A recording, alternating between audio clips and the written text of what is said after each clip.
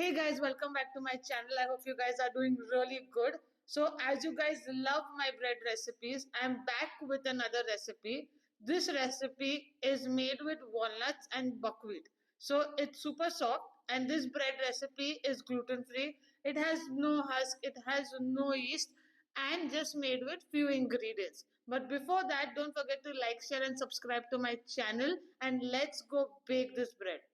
So what we're going to do is we're going to take a blender and then we are going to first blend the walnuts. So make sure that when you're blending the walnuts, they are in a powdered form. They do not become into a walnut butter. So now I'm going to blend it till it becomes a nice powdered form.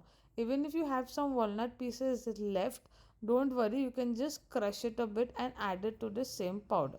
So once that is done, what we're going to do is I'm going to take a bowl and then I'm going to add these powdered walnuts into the bowl. So now you can see we've got a nice powdered form of walnuts. If you don't want to use walnuts, you can even use almond flour or any nuts that you can grind. So now I've added into the bowl and then after that I'm going to add. So here I have taken is buckwheat flour and I have mixed a little bit of jowar and oats flour also. You can make it completely buckwheat, but I just found it's going to be a little crumbly. So you can do buckwheat with any other flour in with it.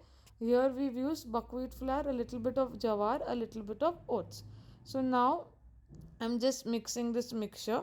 Then after that I'm going to add my baking powder. I'm going to add the baking soda also to it. And then after that I'm going to also add a little bit of salt. You can add herbs if you feel like, that is up to you. You can even add some spinach or something, that is also up to you. So I'm just going to mix it really well. And then after that we are going to add is I'm adding milk, but you can add any plant based milk, and I'm adding vinegar. So now we're going to mix this very well. So you might find that while mixing your batter will look a little dry. Don't worry, you can add a little bit more of milk, that is fine, because every flour that you use the water quantity changes. I really like the buckwheat texture in this bread and it just give a very different kind of bread.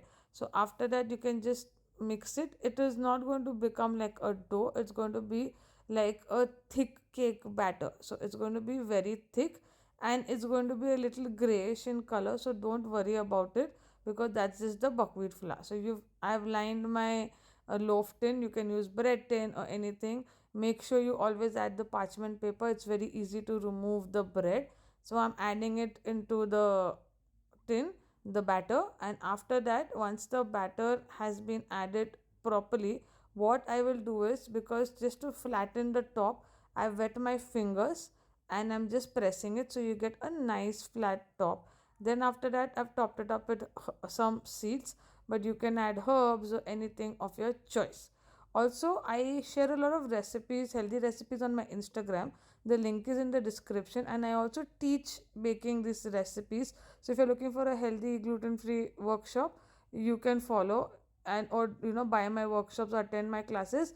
The link is in the description. So now you can see I baked the bread at 180 degrees. This was about around 20 minutes, and how soft and nice this bread has turned out.